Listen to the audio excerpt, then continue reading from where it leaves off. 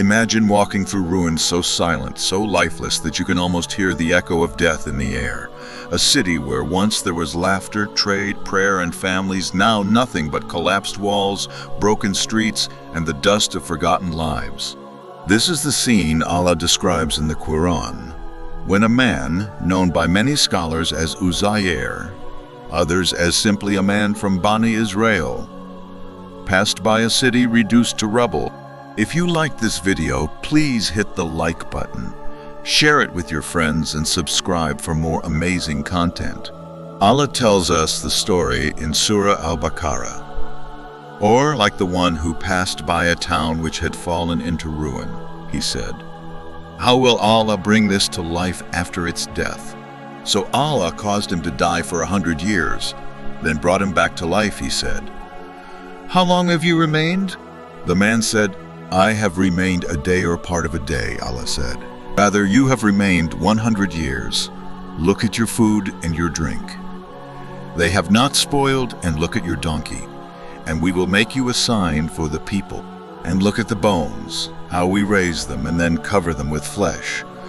So when it became clear to him, he said, "I know that Allah is over all things competent." This verse is one of the most astonishing glimpses into the power of Allah. It is not a parable. It is not poetry. It is a true event. Picture the man, Uzair. As many narrations identify him, he walks through the ruins of a city. Some scholars say it was Jerusalem. After the Babylonians had destroyed it, the houses were shattered, the streets empty, the masjid in ruins. No sound of prayer, no market voices, no children playing. Only silence, heavy and endless. The man looked around, and with sincere wonder, not denial, not arrogance, he asked, "How will Allah bring this to life after its death?" This was not disbelief. It was reflection. It was the question of a believer contemplating the enormity of resurrection. And Allah answered him in the most direct way possible. Not by words, not by visions, but by experience. Allah caused him to die right there among the ruins. Not for a night, not for a year, but for 100 years. Time passed. Generations were born and gone. Nations rose and fell. The ruins may have shifted with the wind, but his body lay untouched by decay, preserved by the will of Allah. And then, after a full century, Allah brought him back to life. Can you imagine opening your eyes after death? Breathing again, feeling your heart beating, looking at your hands as if no time had passed. Uzair thought perhaps he had only been asleep for a day, or even less.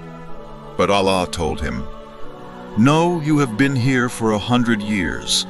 Then Allah showed him a sign so that he would not only hear it, but see it with his own eyes. "Look at your food and drink," Allah said. And there it was, fresh, untouched, no rot, no mold, no dust, as if it had been placed that very morning. Then Allah said, "Now look at your donkey," and the donkey had long since decayed. Its bones lay dry and scattered, and right before his eyes, those bones began to reassemble. Joints connected, spine rose, skull locked into place. Then tendons, veins, and flesh wrapped around them. Then skin, hair, and life returned, until the donkey stood once again, alive, braying as if nothing had happened. Can you imagine the awe, the trembling in Uzair's heart? To not just believe in resurrection, but to watch it unfold in real time. At that moment, he declared, "I know that Allah is over all things competent." Now imagine this man, Uzair, standing once again alive after 100 years. The ruins that once looked fresh to his eyes were now older, covered by new growth. The generations that knew him were long gone. And yet he was alive, unchanged, his food preserved, his donkey revived before his very eyes. What happens next is a scene filled with astonishment. Uzair walked back to his people, and when they saw him, they could hardly believe it. A man who had lived 100 years before, now standing before them, as if he had never aged a day. It was like time itself had bent for him. a miracle meant to shake the hearts of everyone who witnessed it. But here's the striking part. While Uzair's body was preserved, the world around him had moved on. The children he once saw had grown into grandparents. The elders he once knew had long returned to the earth. The city itself had changed, rebuilt, repopulated, yet still marked by the memory of its ruin. Some narrations mention that when Uzair returned, he found his own descendants alive. But of course, they were generations removed. Imagine walking into your home and meeting your great-great-grandchildren. To them, you are a legend, a story from the past, and yet here you stand, living, breathing, testifying to the power of Allah. This is why Allah said to him, "We will make you a sign for the people." His very existence became a living proof of resurrection. People could no longer dismiss the concept as abstract. Here was a man who had died, stayed dead for a century, and was now alive again, standing before them. And the miracle of his donkey was just as powerful. It was not only about the donkey itself. It was about showing humanity how Allah reassembles what was thought lost. Bones scattered, Allah brings them back, flesh gone. Allah recreates it, life ended. Allah returns it. This scene is a direct answer to the doubters who ask, how can bones, when reduced to dust, ever be brought back? Allah shows us, through Uzair's eyes, that he not only can, but that he already has for believers. This was a reassurance. For skeptics, it was an undeniable proof. Now think about Uzair himself before this. He believed in Allah. He was a man of faith. But after experiencing death and resurrection personally, his faith was no longer just belief. It was certainty. Yaqeen, the kind of certainty that transforms every action, every prayer, every thought. And that is why his words ring so powerfully. I know that Allah is over all things competent.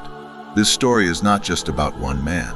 It is about us, because each of us will one day face what Uzair faced. We will die, our bodies will decay, our bones will turn to dust, and then, by Allah's command, we will be brought back. Our bones will be reassembled, our flesh restored, our souls returned. The day of judgment is not a metaphor. It is a reality, already demonstrated in this world. But here's where it becomes deeply personal. Uzair was brought back as a sign. We will be brought back for reckoning, and the question is, when you rise again, will your return be like Uzair's, full of awe and testimony to Allah's mercy? Or will it be the beginning of a terrifying realization that you ignored his signs while alive? Uzair's story was not just for Bani Israel. It is for us to remind us that resurrection is not far away, and that Allah can bring life from death, hope from despair, and certainty from doubt. Now we arrive at the heart of the story. Why did Allah choose to make Uzair a sign? Why this man, this city, this moment in history? Because his story was not only about resurrection, it was about hope. Think about the timing. The children of Israel had suffered devastation. Their city had been destroyed, their people scattered, their hearts heavy with despair. They wondered, can there be life after this destruction? Can our community ever rise again? And then Allah gave them an answer, not with words, but with a living proof. Uzair returned, alive after 100 years, carrying with him the sign that no ruin is too final, no death too permanent, no collapse too absolute for Allah to reverse. If Allah can bring Uzair back after a century and restore his donkey before people's eyes, then Allah can restore nations. Allah can revive hearts. Allah can rebuild what seems lost.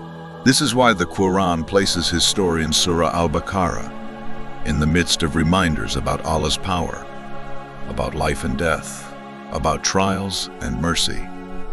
The lesson is universal. Never despair of Allah's ability to revive, but there's another layer here, one that touches each of us individually. When Uzair saw the ruins, he asked, how will Allah bring this to life? That question echoes in every soul that faces hopelessness. When you feel spiritually dead, when your iman is weak, when your heart feels like ruins, this story answers you. Allah can bring it back to life. When your family is broken, when your community feels lost, when the ummah seems scattered like dust, this story answers you. Allah can bring it back to life.